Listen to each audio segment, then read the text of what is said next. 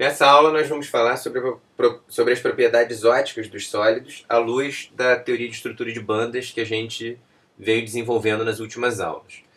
Na última aula a gente usou essa teoria de estrutura de bandas para conseguir prever quais materiais seriam condutores e quais seriam isolantes. E a gente viu que para poder fazer essa previsão a gente tinha que conhecer qual era a estrutura de bandas do material e qual era a valência dos átomos que o compunham. Então aqui a gente tem um exemplo de um pedaço de chumbo, né, que é condutor, e aqui um cristal de diamante, que é isolante. O que é interessante é que, pela nossa experiência, inclusive cotidiana, a gente sabe que essa propriedade física de transporte de eletricidade, né, que vai ser separada aí em condutores e isolantes, né, que vão responder diferentemente, está atrelada também a propriedades óticas dos sólidos. Quer dizer, o chumbo, né, como os metais em geral, ele é bem reluzente, ele reflete bem a luz que chega nele. Enquanto que isolantes, em geral, são transparentes, são quebradiços. Então, quer dizer, tem toda uma conexão aí de propriedades mecânicas, óticas e elétricas. E as questões das propriedades mecânicas a gente estudou na aula 5. A gente viu como que, de fato, a forma como os átomos se ligam é responsável por alguns serem maleáveis e outros serem quebradiços. Agora a gente vai ver que essas propriedades óticas, assim como a questão do transporte de eletricidade, podem ser compreendidos a partir da estrutura de bandas do material. Além disso, os metais também têm cores características.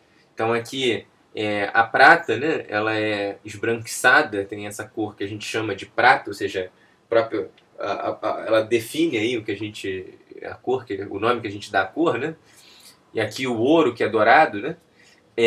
Por que alguns metais se apresentam com cores distintas? Isso também a gente vai ver que pode ser compreendido a partir da estrutura de bandas. Então, realmente, a teoria de estrutura de bandas ela tem suas limitações, a gente comentou um pouquinho no final da aula passada, mas é uma teoria extraordinariamente rica e permite muitas previsões de coisas que a gente observa cotidianamente nos sólidos. Na verdade, esse assunto é extremamente vasto e o que a gente vai fazer aqui é totalmente qualitativo, é uma primeira visão sobre o tema, a gente não vai aprofundar muito. Então, o que a gente viu na aula passada é que conhecida a distribuição de bandas do material. Então, o que é a distribuição? O que é a estrutura de bandas? Resolvendo a equação de Schrödinger para um elétron na presença de um potencial produzido pela rede, a gente vê quais são as energias permitidas e quais são as energias proibidas. Então, esses quadrados aqui, eles estão delimitando regiões de energia permitida que são separadas aqui por um gap de energia. Tem uma lacuna. Em toda essa lacuna aqui, que está indicado pela letra delta, a minha energia é proibida. Agora, conhecer a estrutura de bandas não é por si só suficiente para saber se o material vai conduzir ou não. O que eu tenho que fazer em seguida é perguntar quantos elétrons eu tenho no meu material e aí saber quais vão ser os estados preenchidos. Os elétrons são férmions, então você vai preenchendo os estados da energia mais baixa para mais alta. E lembra que na mesma energia pode caber mais de um elétron, porque na verdade pode ter vários estados com a mesma energia e além disso, para cada estado você pode botar um elétron com spin para cima e spin para baixo. Então na aula passada a gente viu como fazer isso. E aí o ponto todo é que você tem duas possibilidades. Quando você vai colocando os elétrons, pode acontecer de você preencher totalmente uma banda e deixar a banda superior totalmente vazia. O que a gente está representando aqui, colocando como cinza essa banda inferior de energia e totalmente em branco a banda superior. Nesse caso, a gente vai dizer que a gente tem um isolante. Porque se você ligar um campo elétrico aqui, não tem nenhum estado livre para os elétrons pularem. Então eles vão ficar sempre congelados aqui no estado em que eles estão.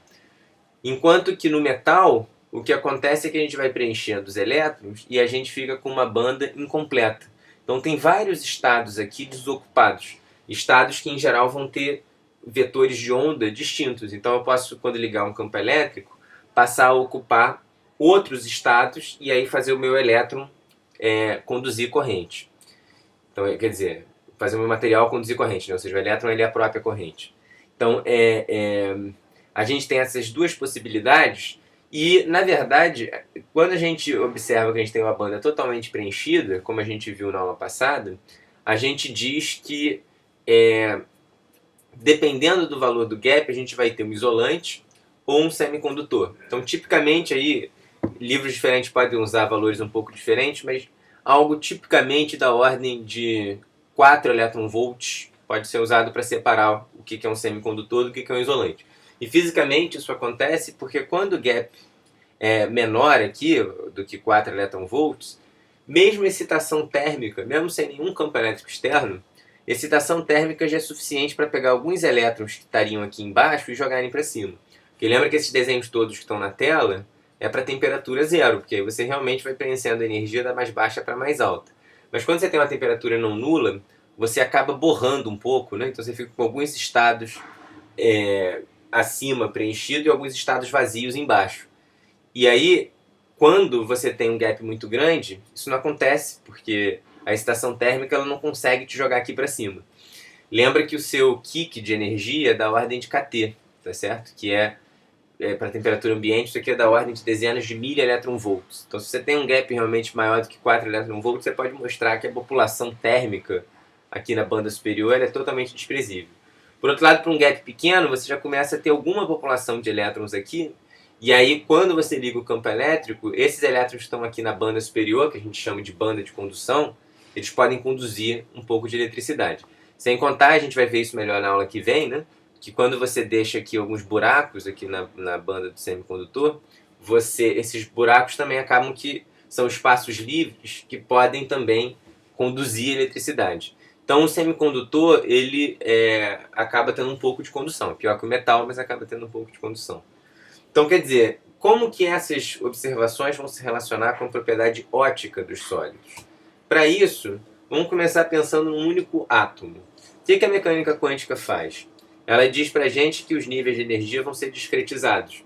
Então, basicamente, a gente vê que para ter absorção ou emissão de luz, o elétron precisa transitar entre estados diferentes. Então, por exemplo, aqui, para a emissão de fóton, o elétron está, por exemplo, nessa órbita aqui externa, né?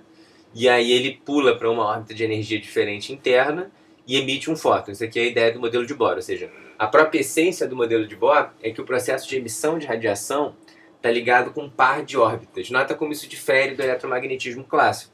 Se você pegar o curso de teoria eletromagnética de vocês vão ver que, dado uma trajetória, né, da carga, você calcula quanto de radiação ela emite. Aqui a radiação tem a ver com uma mudança de órbita, né, com um par de órbitas. Então isso é realmente diferente. A grande sacada do modelo de Bohr, a ideia de que você tem dois níveis de energia envolvidos na emissão de radiação, é isso que permite explicar, por exemplo, as linhas espectrais, como vocês veem lá na física moderna. Tá? Então, isso é o que acontece para um átomo sozinho. Então a ideia é que o fóton precisa te jogar de um estado para algum outro estado possível.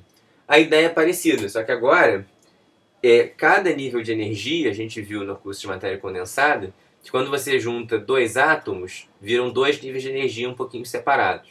3 átomos, 3 níveis de energia. Quando você tem número de Avogadro átomos, você fica essencialmente com um contínuo de energia possível que forma a banda. Então a ideia é que agora, o que a gente vai fazer, em vez do modelo de Bohr, a gente agora vai ter que levar em consideração bandas de energia. Então, imagina que eu jogo sobre um isolante um fóton com energia H cortado ômega. Nesse caso, o que vai acontecer é o seguinte: o elétron que está aqui vai ter que ir para um outro estado disponível. O problema é que, no caso do isolante, todos os estados de energia bem próximo ao dele estão ocupados. Então, para ele absorver esse fóton, é necessário ele saltar esse gap de energia da ordem de delta. Então, o ponto é que o fóton só vai ser absorvido se H cortado ômega for maior do que delta. Então, imagina que a gente esteja diante de um isolante. Agora, é absolutamente fundamental a gente olhar para as ordens de grandeza envolvidas. Porque o que acontece é que a luz visível, se você calcular o H cortado ômega para os fótons do visível, você vai ver que o maior de todos, que é o violeta, ele é cerca de 3,1 elétron-volts. Então, se esse gap é maior do que 4 elétron-volts, né, que é o que acontece se a gente está diante de isolantes, então não tem jeito, esse cara realmente vai ser incapaz de absorver esse fóton e isso vai fazer com que ele seja transparente à luz visível. Então, é por isso que isolantes são em geral transparentes, porque o fóton ele é incapaz de promover a excitação do elétron de uma região ocupada para uma órbita desocupada, né? Que aqui a gente não vai falar em órbita, a gente vai falar justamente nos níveis de energia, né? Nas bandas.